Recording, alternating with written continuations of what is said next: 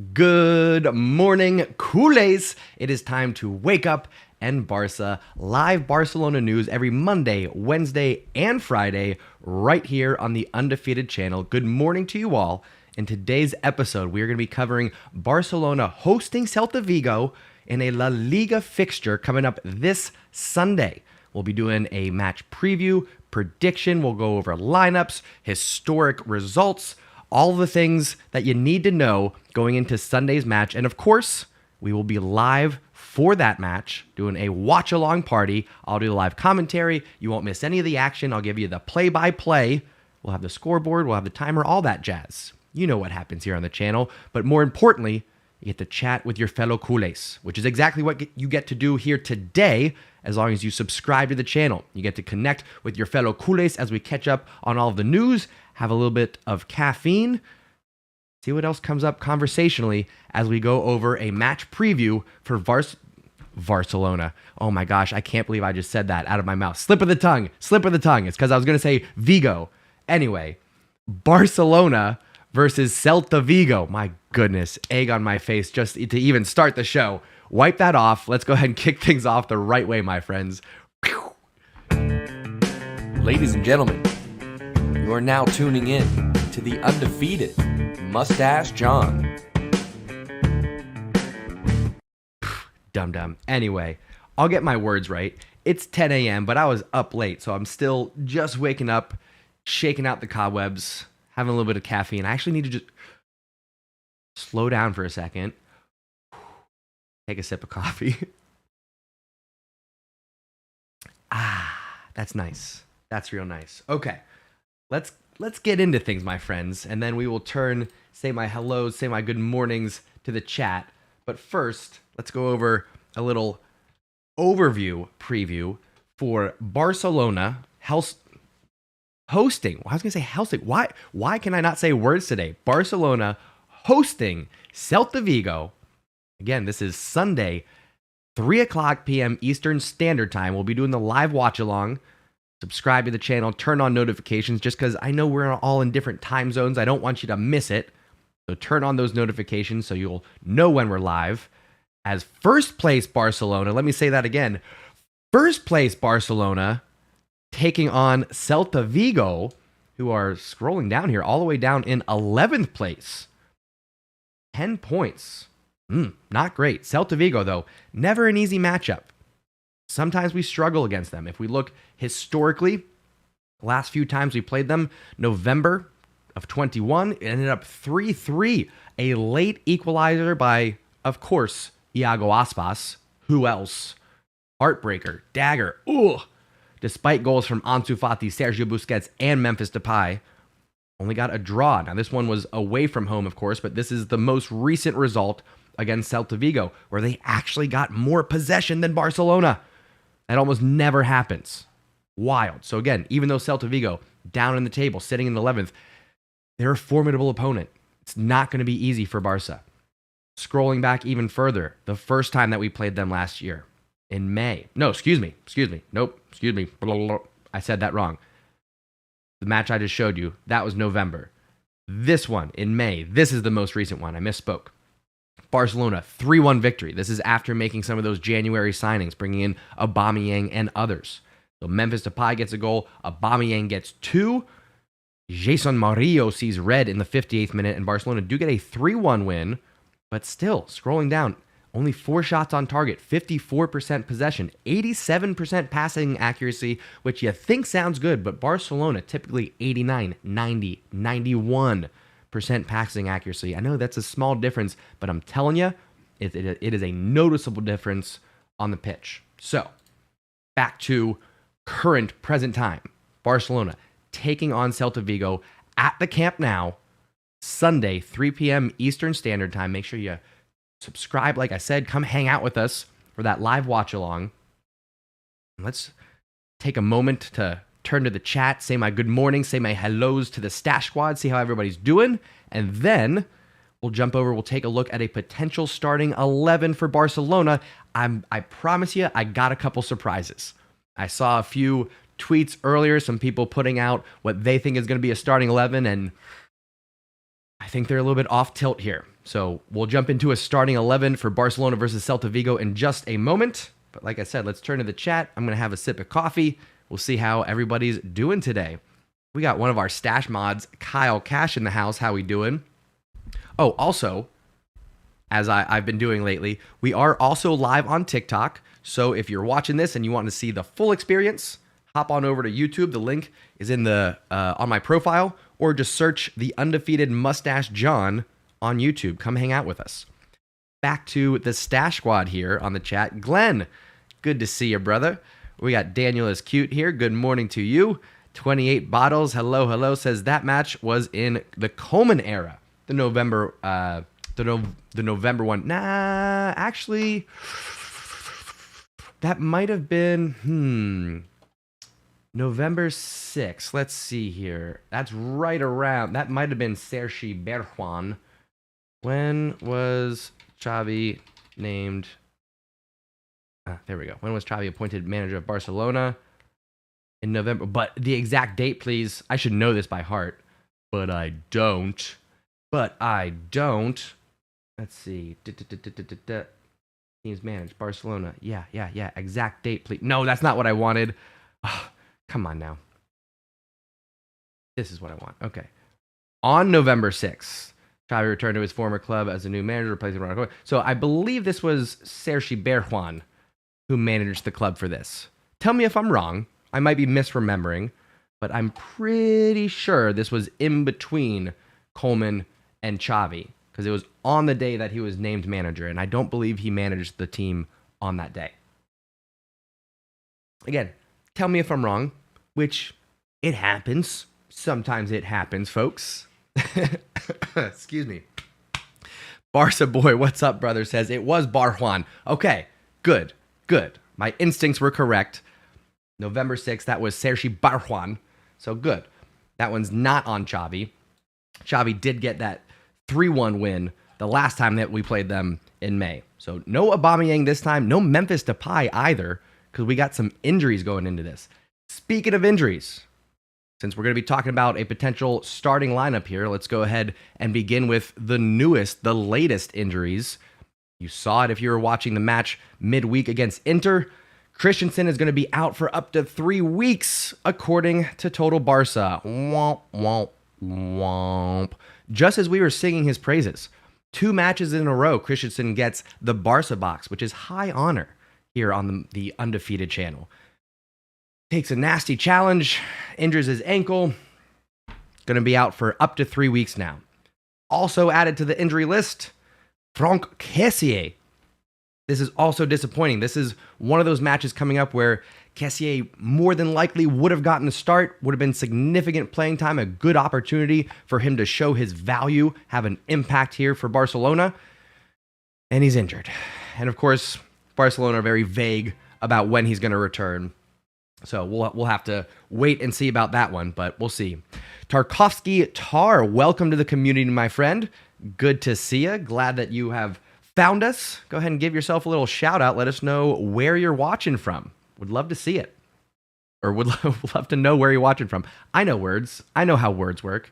Anyway, folks, I think it is time for us to go over what could be a starting 11 for Barcelona. Beginning with, of course, going over who's unavailable. I already told you about Christensen and Kessié. Now, Frankie de Jong is questionable.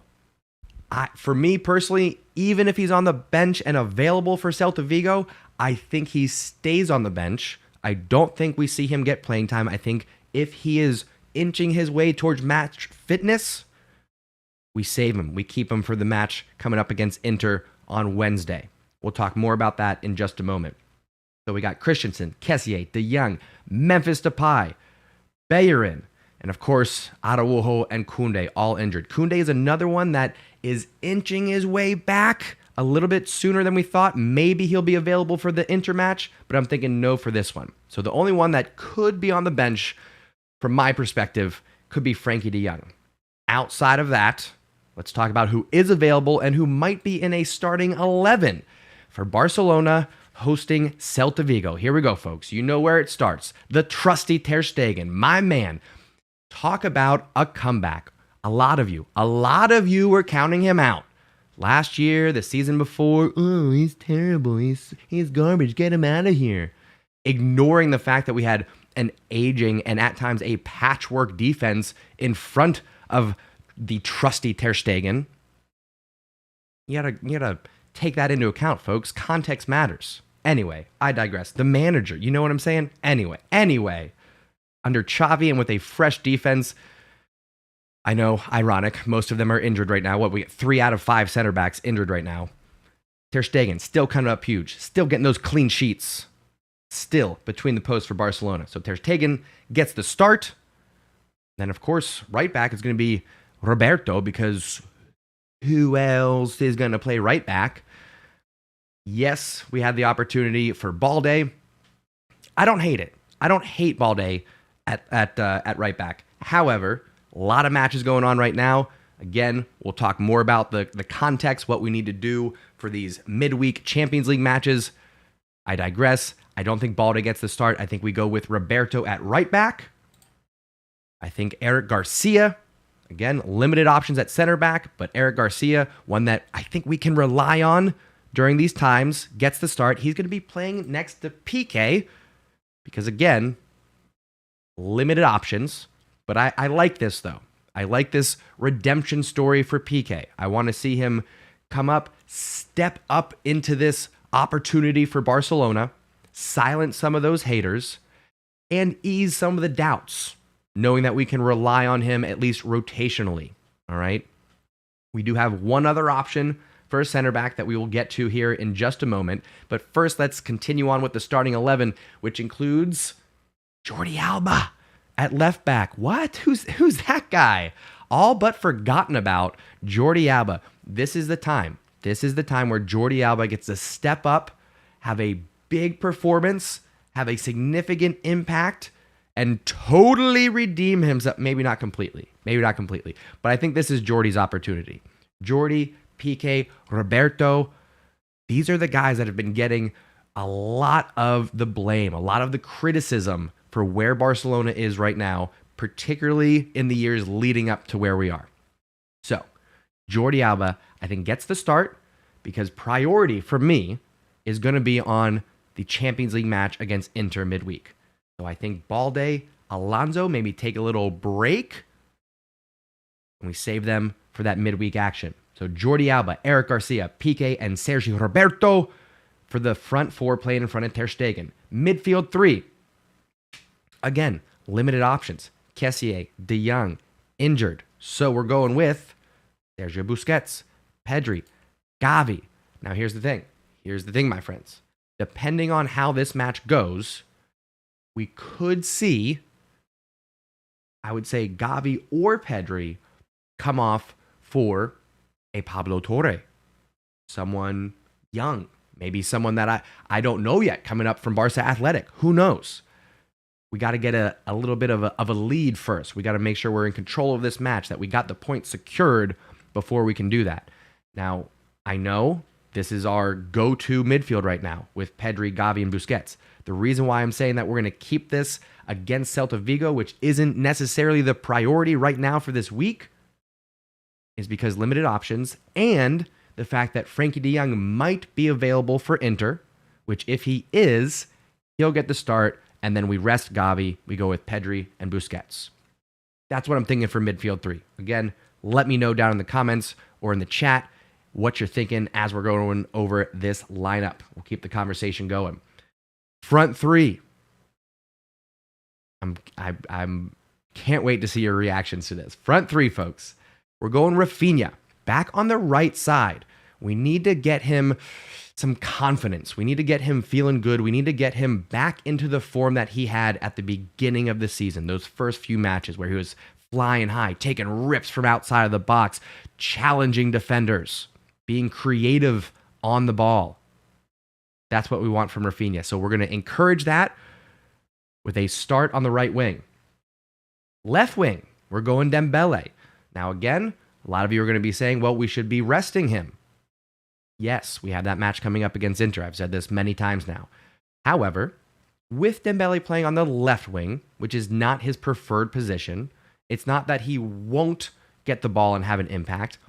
But we're going to be mostly running through Rafinha on the right-hand side. So even though Dembele is going to be out there, he's not going to be our primary focus in building the attack, in going forward. So he gets a little bit of a rest, a little bit of a run out, maybe comes off at halftime for one of the names on the bench.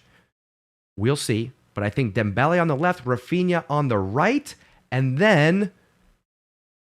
What? Who? Huh? Yeah. Ferran Torres gets the start at the number 9. Why is this?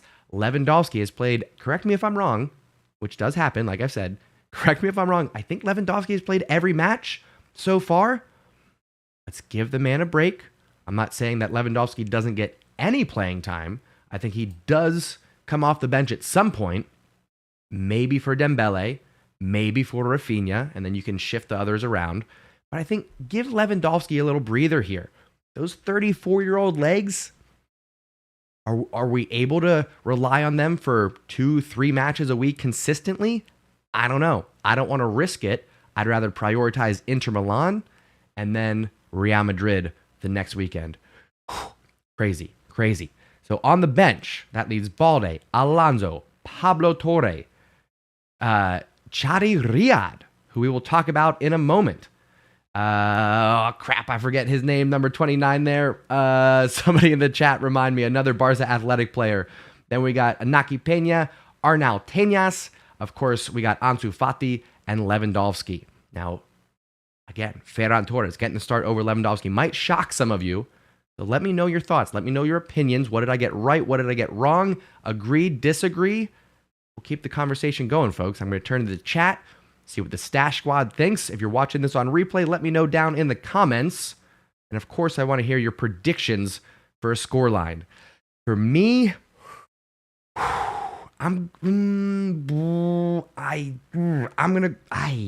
this is a tough one. I'm gonna go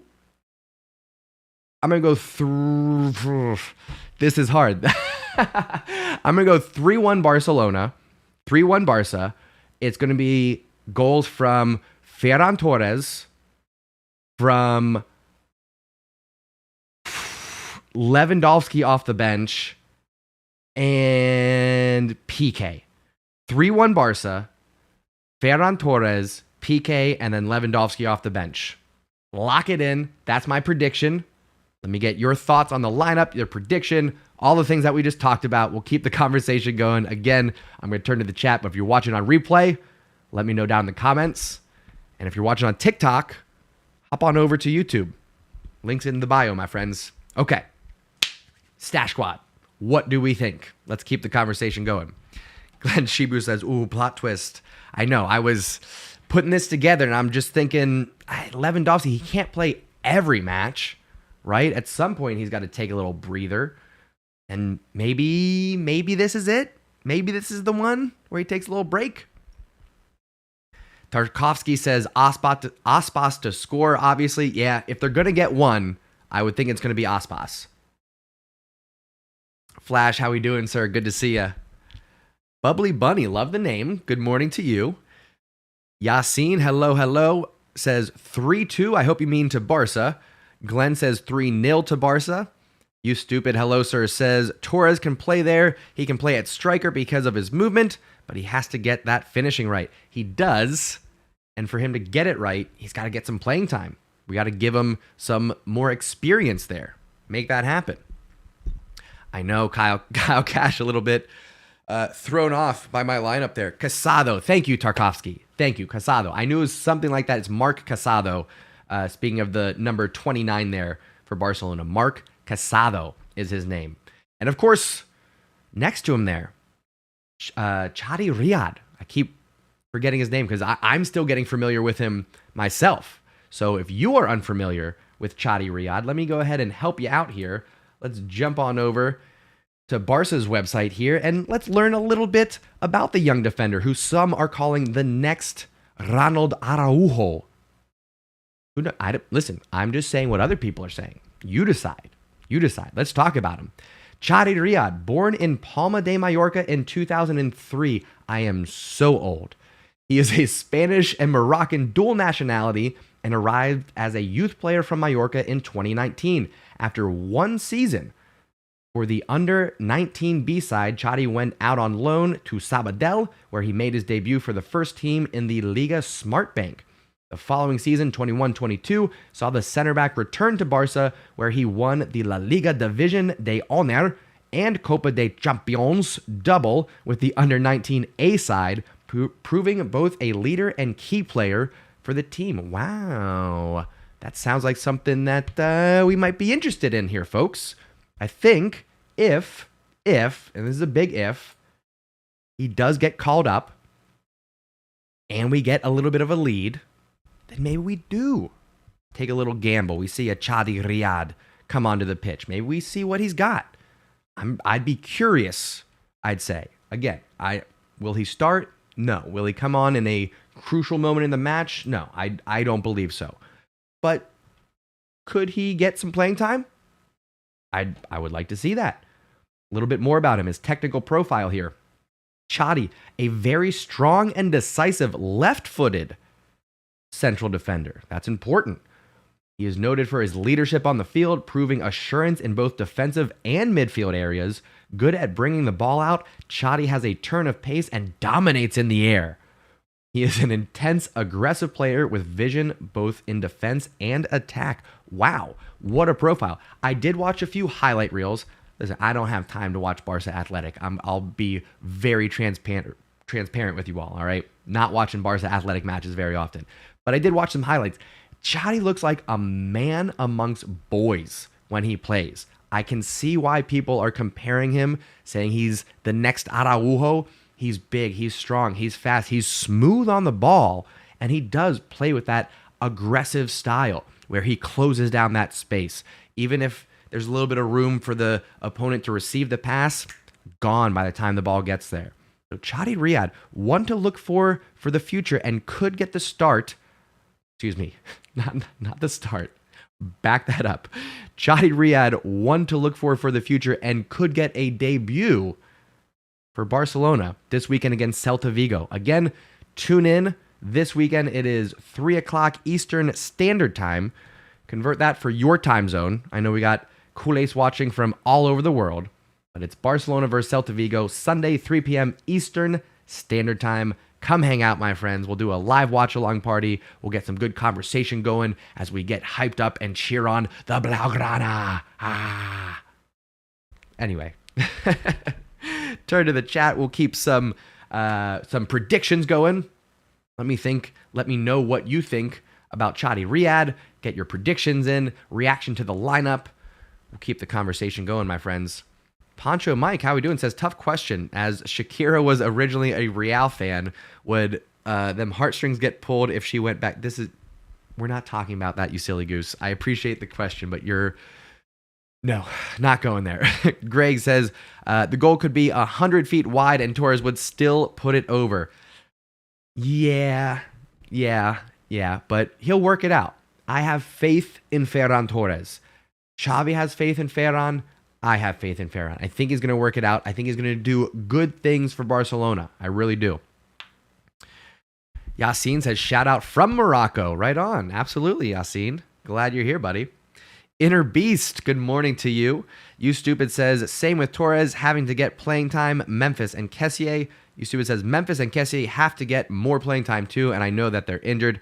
They will. I think Memphis was about to break through. This was going to be his opportunity. That left wing is just shouting out for a Memphis Depay to step up, fill that slot.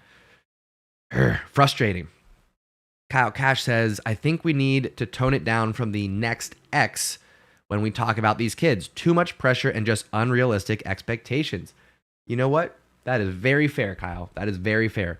I tend to shy away from it when you get to the comparisons of Iniesta and Xavi and Puyol and this and that. So I hear you on that. So take those comparisons with a grain of salt. That's good advice from one of our stash mods, Kyle Cash there. Tarkovsky says he's better with the ball than Araujo. Okay, all right. Interesting take. Maybe we'll get a chance to see. I would love to have him get his first debut for Barca's senior squad here. Good reminder there also, Kyle. I do appreciate it if you take just a moment to hit that thumbs up button, whether you're watching this live or on replay. It does help out. Easiest way to show your love and support for the channel is to click the thumbs up. It helps get some eyes on the channel, shows up on people's screen when they're scrolling. That way we continue to build this community as we march on towards 10,000 subscribers. We'll get there, my friends. It is an uphill battle, but we're doing it. We're doing it together, building this community one subscriber at a time. Again, if you love good football and you love good conversation, this is the community for you. The Undefeated Mustache John YouTube channel. Join the Stash Squad. Come hang out with us every Monday, Wednesday, Friday for live Barcelona news. Wake up in Barça. We have some good conversation, have some caffeine. We do this. This is what you're experiencing right now. Wake up in Barça. And then come hang out for all the live Barcelona matches, of course. Live commentary, play-by-play action. You won't miss a thing. Very exciting stuff, folks. Glad to have you all here. Glad to have you all here. J.E., welcome, says, at what time are we going to stop saying to give Ferran more time? It's like he's trying to miss the goal at this point. I wouldn't go that far. And I would say the rest of this season, if Ferran doesn't come into fruition, if he doesn't start to hit his stride, if he doesn't start to meet expectations by the end of this season, then I would start to question things. But for right now, he's come out and said early on that his preferred position where he's at his best is right wing. He's had almost no time in that position. We're asking him to play on the left. We're asking him to play a number 9. And we're asking him to do it with very little consistency in his playing time. Sometimes as a forward, you need that. You need to have the consistency, the playing time to get in the groove. So again, is there a limit to how long we wait for Ferran Torres? Sure. But I think we give him this year and we're patient about it. We don't jump down his throat every time he misses, okay? Myself included. I know I'm being a bit hypocritical here. So give him time, be patient, be supportive, culés. Be supportive of Ferran Torres, and we'll see what some positivity can do for the young Spaniard, because I got faith. Xavi believes in him. I believe in Xavi. So therefore, I believe in Ferran Torres. Make it happen, folks. I think it'll be good. I think it'll be all right. I really do. Glenn says, at this point, I'm praying that we don't get any more injuries on Sunday. Yeah, knock on wood. Amen to that. Amen to that, my friends. Anyway, continuing with some Barcelona headlines here. This is good news for culés, and I think good news for everybody involved. According to Fabrizio Romano, the most trusted source in football, says all parties involved in Antoine Griezmann deal are now confident to get the agreement signed soon. Barcelona will receive 20 million plus add-ons, around 2 million, to sell Griezmann on a permanent deal to Atletico Madrid. Griezmann only wanted to stay at Atleti. Can you imagine? Can you even imagine for a moment Griezmann coming back and putting on a Barcelona kit again? It can't even fathom that. So great news for culés, for Barca, and for Griezmann that we work out this deal. It's half of what we said Athletic would have to pay if they played him for, what was it?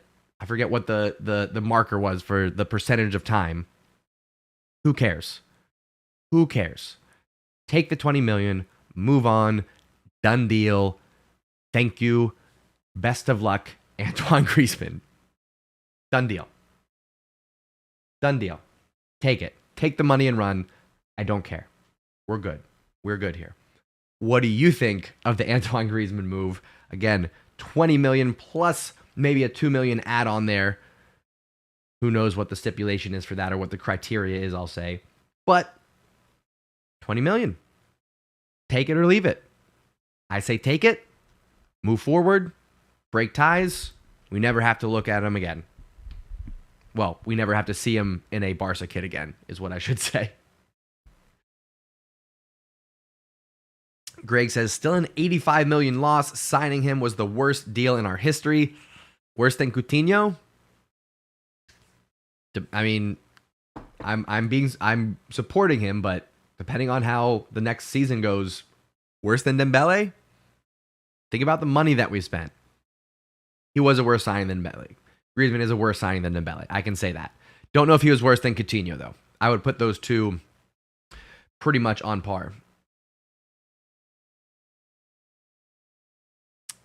Kyle Cash says, I don't know anyone that has sporadic playing time and would tear up every time that they got in. This isn't FIFA 23. Again, talking about Ferran Torres. That's a good point, Kyle. It's a very good point.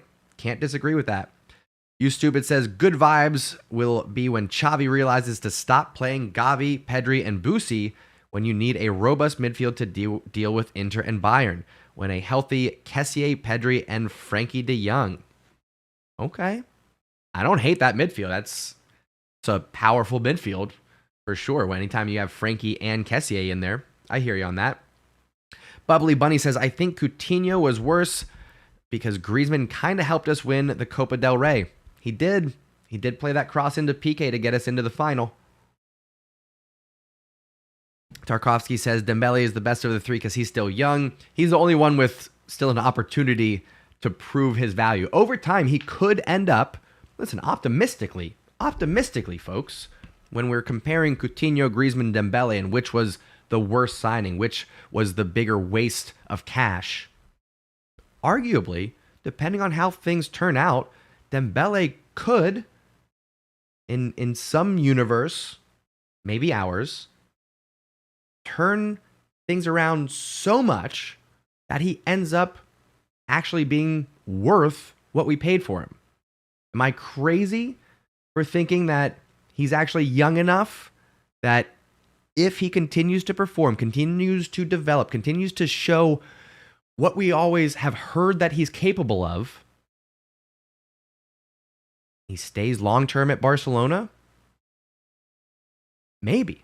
I believe there is a window of opportunity where Dembele can actually prove to be worth his initial transfer value. We won't know for 3-4 more years. But if things go Barcelona's way, maybe we cross that one off as a regret down the line.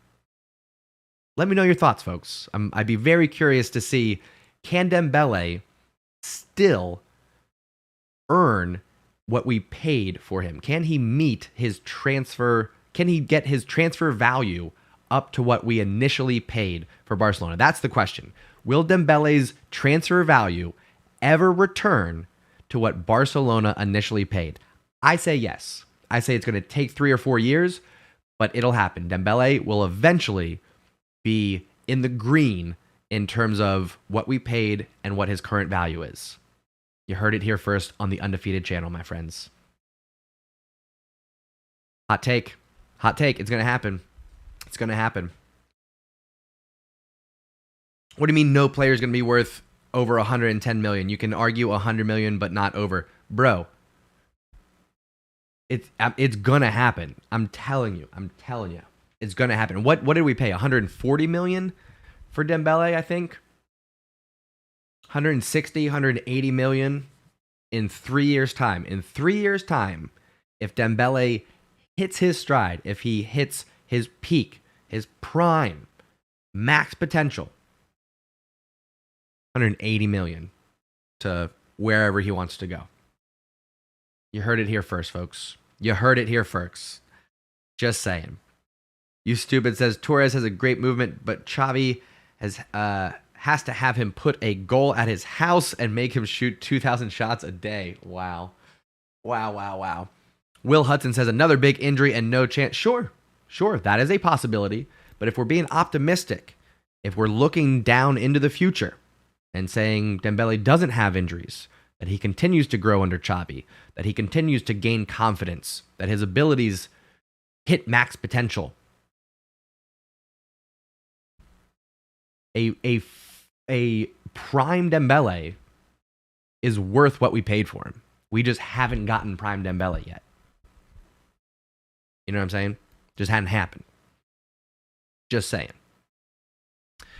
Anyway, folks, again, we are live here on the Undefeated channel. If you're watching on TikTok, click the link on my profile. It's going to get you on over to YouTube, the Undefeated Mustache John on YouTube. That's what you're looking for, folks. That's where you get the full show, all the graphics, sharing the screen, the lineup, all that jazz. Come hang out with us. And since you are watching on YouTube, make sure you hit that thumbs up, that like button. I do appreciate it. On TikTok, TikTok's kicking your butt right now, YouTube. Stash Squad on YouTube, I love you all. I appreciate you all. TikTok, I got 698 likes right now. I'm guessing we don't have that many on here. I'm going to look real quick. I don't mean to shame you, YouTube community. I don't mean to shame you at all. It's easier to get an audience on TikTok. It's almost like a cheat code. It's weird. I got 15 likes on YouTube, but we got 27 people watching. Let's get that up to 20. Just real quick. Hit those thumbs up. Those thumbs ups. Thumb ups. Hit the thumb ups. How would you even say that? Hit the thumb up. Now I'm not going to say those words. Smash the like button, everybody. If you don't, it's stupid. I need to just do one of those stingers where you hit the button and it says like and subscribe and all that jazz. All that jazz. Let's see if we can get it up to 20 likes. I do appreciate it. Kyle Cash says hard to recoup that high of an amount, though. I agree, but who knows? Inflation is crazy. Who knows what's going to happen with money these days? Anyway, folks, subscribe to the channel, turn on notifications, come hang out with us every Monday, Wednesday, and Friday right here on the Undefeated channel. I'm going to wrap things up. I'm actually going to be, again, doing a little bit of traveling this weekend, but I will be back in time for Barcelona versus Celta Vigo. So come hang out with us. Turn on notifications so you don't get confused with the time zones. I know we got Kool-Aid watching from all over the world. Subscribe, turn on notifications, drop a like before you go. And I'll see you Sunday for Barcelona versus Celta Vigo, my friends. Go out, have a wonderful weekend. I hope you have lots of positive interactions, high fives, and hugs for whoever wants them. I love you all very much. I appreciate your time. I appreciate your energy. I appreciate the conversation. And I will see you Sunday, my friends. Thank you so much for tuning in and taking a ride. Mwah.